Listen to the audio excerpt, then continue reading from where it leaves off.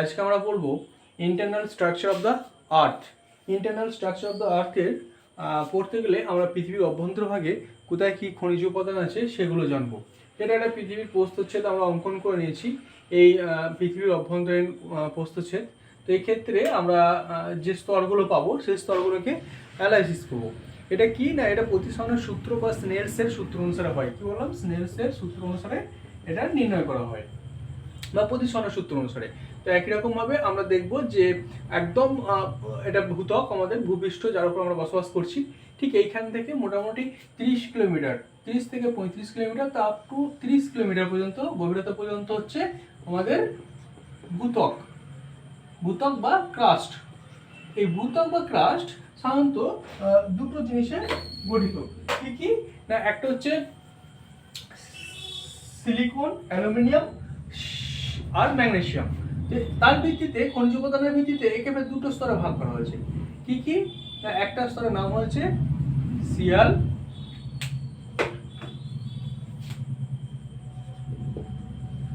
আর একটা স্তরের নাম হয়েছে সীমা। শিয়াল হচ্ছে সিলিকন এবং অ্যালুমিনিয়াম, এসআই সিলিকন এবং এল অ্যালুমিনিয়াম, একই রকমভাবে এম এ ম্যাগনেসিয়াম। এই ধরনের তিনটে খনিজ উপাদান দ্বারা গঠিত। তো সবথেকে উপরের স্তর যেটা হালকা সেটা সিলিকন এবং অ্যালুমিনিয়াম দ্বারা গঠিত, তারপরের স্তর ভারী সিলিকন এবং ম্যাগনেসিয়াম দ্বারা গঠিত। একদম উপরের স্তর যেটা সিয়াল, যেটা তাকে আমরা বলছি কিনা মহাদেশীয় ভূত্বক। মহাদেশীয় ভূত্বক, এই মহাদেশীয় ভূত্বক সাধারণত গ্রানাইট শিলা দ্বারা গঠিত। মহাদেশীয় ভূত্বক গ্রানাইট শিলা দ্বারা গঠিত। আর সীমা যেটা, এটা হচ্ছে মহাসাগরীয় ভূত্বক, এটা সাধারণত ব্যাসাল্ট শিলা দ্বারা গঠিত। আর একদম এইটার গভীরতা 0 থেকে মোটামুটি 18 বা 20 কিলোমিটার গভীরতা পর্যন্ত আমরা বলে থাকি শিয়াল বা মহাদেশীয় ভূখণ্ড। শিয়ালের যে ঘনত্ব সেটা অপেক্ষাকৃত কম হবে, তার ঘনত্ব হচ্ছে প্রায় 2.3 থেকে 2.7 গ্রাম পার ঘন সেন্টিমিটার। একই রকম ভাবে সীমার ঘনত্ব অপেক্ষাকৃত বেশি, কত না 2.7 থেকে 2.9 বা 3 গ্রাম পার ঘন সেন্টিমিটার। এখানে যত আমরা ভূপৃষ্ঠ থেকে যত নিচের দিকে যাব, প্রতি 33 মিটার গভীরতাতে তাপমাত্রা 1 ডিগ্রি সেলসিয়াস হারে বাড়তে থাকে। এটা আমরা জানি, 33 মিটার গভীরতায় 1 ডিগ্রি সেলসিয়াস বাড়তে থাকে। সেই হিসাবে এখানে ভূভাগের একদম সীমার নিম্ন অংশে তাপমাত্রা প্রায় 500 ডিগ্রি সেলসিয়াস অ্যান্ড অ্যাভাব। আর এই যে স্তরটা আমরা দেখলাম, দুটো স্তরের মাঝখানে যে বিযুক্ত রেখা, এই যে শিয়াল আর সীমাকে পৃথক করেছে যেটা, সেটা করেছে বিজ্ঞানী কনরাড। তার নাম অনুসারে এটাকে বলছি কনরাড বিযুক্তি রেখা। কনরাড বিযুক্তি রেখা। এরপরে যে স্তরটি শুরু হচ্ছে সেটা হচ্ছে গুরুমণ্ডল। আরেকটা বিষয় বলে নিই, ভূত্বক সব থেকে কম অংশ রয়েছে, ভূত্বকের পরিমাণ সব থেকে কম এবং আয়তন সব থেকে কম। ভূত্বক 1.87% এর আয়তন। এরপরে যে স্তরটা রয়েছে সেটা হচ্ছে যে গুরুমণ্ডল।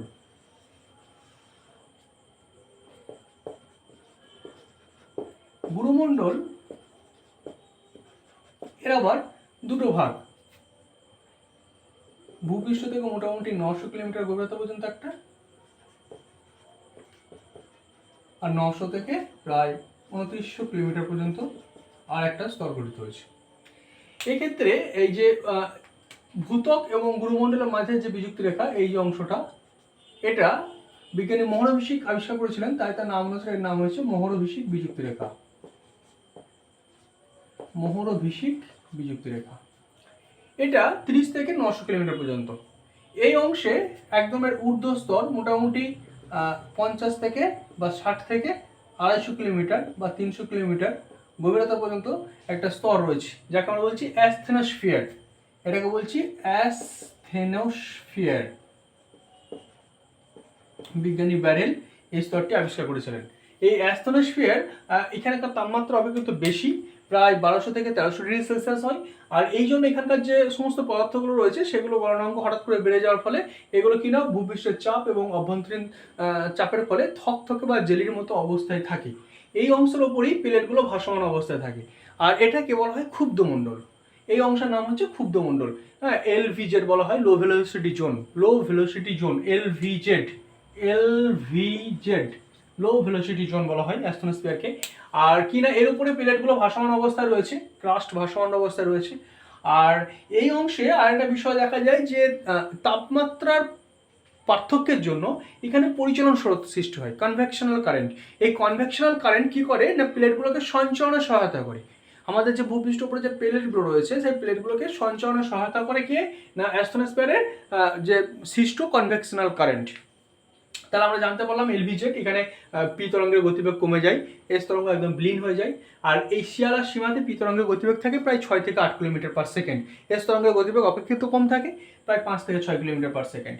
তারপরে যে স্তরটা আমরা বলছিলাম 30 থেকে একদম 29, এটাকে বলছি ঊর্ধ্বগুরু মণ্ডল। ঊর্ধ্বগুরু মণ্ডলের একদম উপরের অংশটা 30 থেকে প্রায় 900 কিলোমিটার গভীরতা পর্যন্ত, এটাকে আমরা বলবো ক্রোফের সীমা। এই স্তরটাকে বলি ঊর্ধ্ব গুরুমণ্ডল বা ক্রোফের সীমা।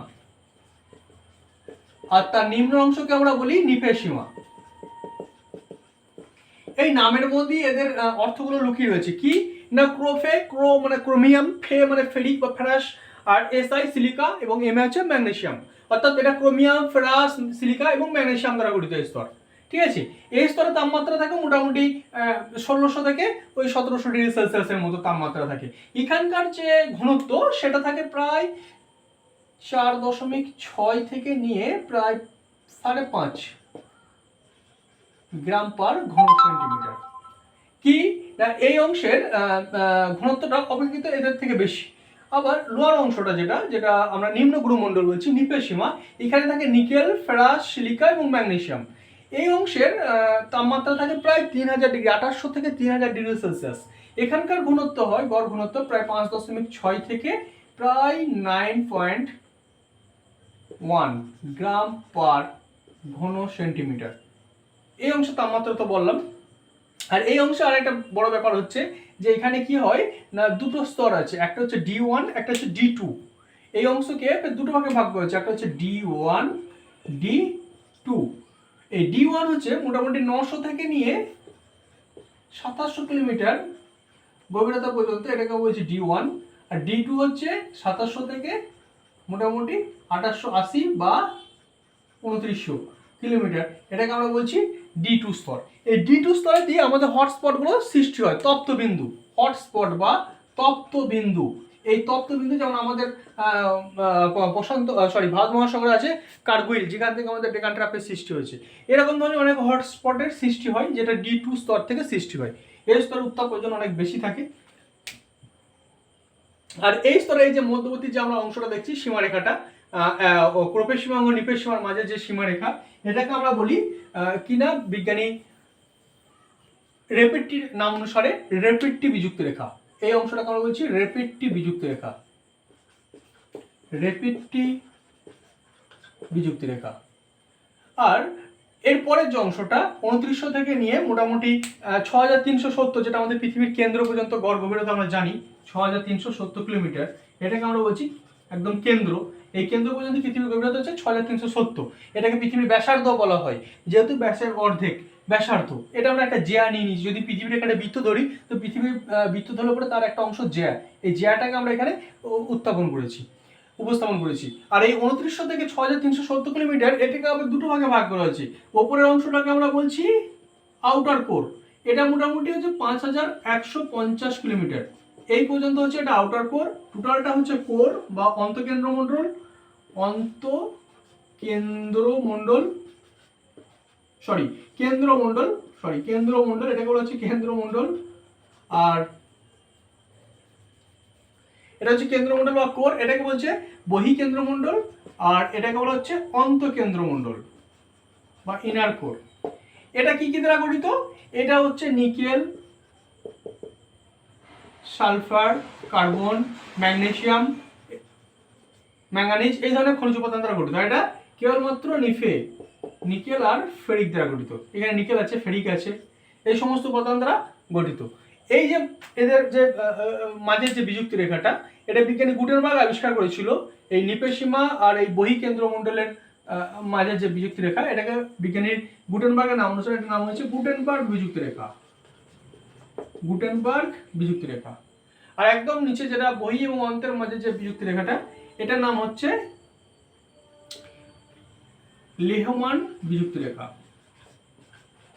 বিজ্ঞানী লেহম্যানের নাম অনুসারে নাম হয়েছে বিজ্ঞানী লেহম্যান বিযুক্ত রেখা। আর এদের যে ঘনত্ব, এর ঘনত্ব প্রায় 9 থেকে 12, 9 থেকে 11 বলতে পারি আমরা, 9 থেকে 11 গ্রাম পার ঘন সেন্টিমিটার। আর এর হচ্ছে 11 থেকে প্রায় 13 বা 14 গ্রাম পার ঘন সেন্টিমিটার।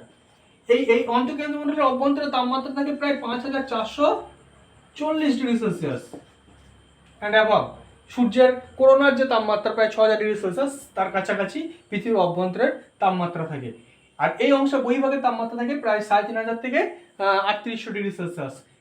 আর এই অংশ কি হয় না, যেহেতু এখানে সালফার আছে, হ্যাঁ, কার্বন আছে, ম্যাঙ্গানিজ আছে, সেই জন্য এই অংশের গলনাঙ্ক অনেক বেশি হয় সালফারের জন্য, মূলত গন্ধকের জন্য। তো কি হয় না, এই অংশের গলনাঙ্ক বেড়ে যায়। গলনাঙ্ক বেড়ে যাওয়ার ফলে কি হয় না, নিচের অভ্যন্তরে যেটা আছে নিফে অনেক শক্ত, এবং দুটি হচ্ছে তড়িৎ আয়ন পরিবাহী খনিজ উপাদান।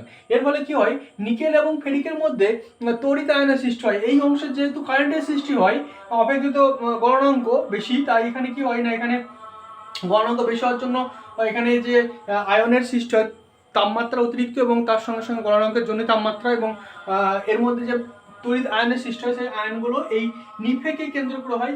এই নিকেলের সঙ্গে এবং ফেরিকের সঙ্গে তড়িৎ আয়নের আদান প্রদান ঘটে। এর ফলে এখানে ইলেকট্রোম্যাগনেটিক চৌম্বকের সৃষ্টি হয়। পৃথিবীর অভ্যন্তরের যে ভূচৌম্বকীয় সেটা এখানে সৃষ্টি হয়। এই হচ্ছে তোমাদের টোটাল একদম পৃথিবীর অভ্যন্তর ভাগের গঠনসমূহ। তাহলে এখানে আমরা বেশ কিছু ইম্পর্টেন্ট জিনিস পড়লাম, যেমন D2 স্তর, এখান থেকে হটস্পটের সৃষ্টি হয়। এর ঘনত্ব বিজ্ঞানী ভ্যারালে অ্যাস্ট্রোস্ফিয়ার আবিষ্কার করেছিল এটা। হ্যাঁ, মোটামুটি এটা 50 থেকে 250 কিলোমিটার গভীরতা পর্যন্ত। এক্ষেত্রে